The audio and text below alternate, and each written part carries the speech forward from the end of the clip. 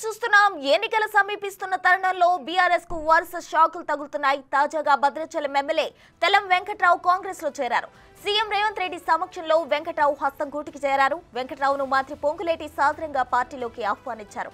ఎమ్మెల్యేతో పాటు కాంగ్రెస్ లో పలువురు బీఆర్ఎస్ నేతలు చేరారు.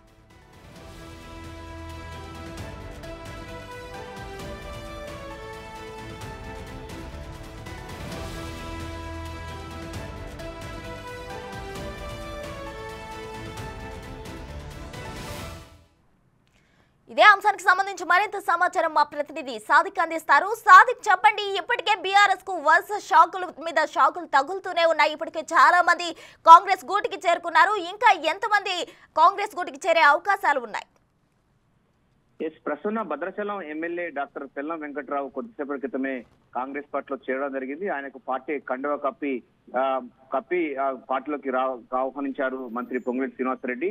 ముఖ్యమంత్రి పిసిసి చీఫ్ రేవంత్ రెడ్డి నివాసంలో జరిగినటువంటి ఈ కార్యక్రమంలో కాంగ్రెస్ పార్టీకి సంబంధించిన నేతలు ఉన్నారు. భద్రాచలం సంబంధించిన బీఆర్ఎస్ నేతలందరూ కూడా ఈ కార్యక్రమంలో పాల్పంచుకోవడం జరిగింది. ప్రధానంగా బీఆర్ఎస్ పార్టీకి పెద్ద షాక్ అని చెప్పాలి. ఎందుకంటే చాలా మంది బీఆర్ఎస్ పార్టీని వీడి కాంగ్రెస్ పార్టీలో చేరుతున్నటువంటి సందర్భం కనబడుతుంది. చాలా మంది అగ్రనేతలందరూ కూడా కాంగ్రెస్ పార్టీ వైపు ర్యాలీ అవుతున్నారు. కాంగ్రెస్ పార్టీలో చేరుతున్న సందర్భం కనబడుతుంది.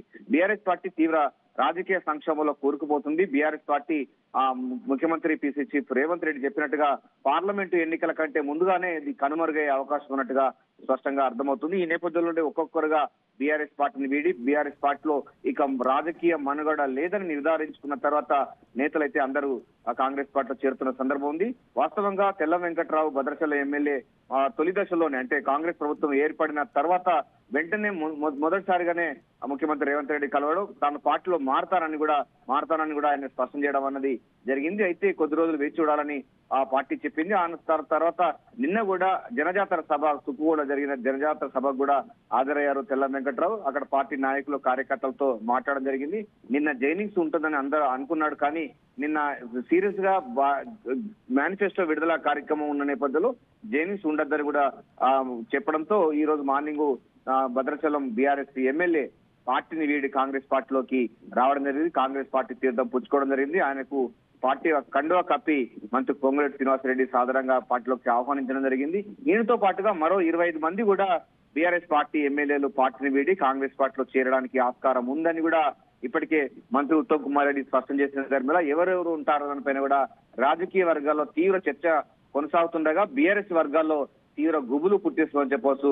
కేసీఆర్ కు ఈ పెద్ద షాక్ అని చెప్పవచ్చు. కాంగ్రెస్ పార్టీ మాత్రం చాలా హవా కొనసాగుతుంది. జైనింగ్స్ హవా కొనసాగుతుంది. రోజువారీగా జైనింగ్స్ అన్నది వేలాది మంది బీఆర్ఎస్ పార్టీని వీడి బీజేపీ పార్టీని వీడి కాంగ్రెస్ పార్టీ వైపు వస్తున్నారు. కాంగ్రెస్ పార్టీ కూడా 17 లోక్సభ స్థానాలకు గాను 15 స్థానాలు గెలుచుకునే లక్ష్యంగా తన వ్యూహాత్మకంగా ముందుకు పోతుంది. అందులో భాగంగానే ఈ యొక్క జైనింగ్స్ ఉన్నాయని కూడా గాంధీ భవన్ వర్గాలు అయితే చెప్తున్నాయి. ప్రస్తుతం right, thank you Sadiq, thank you for the updates.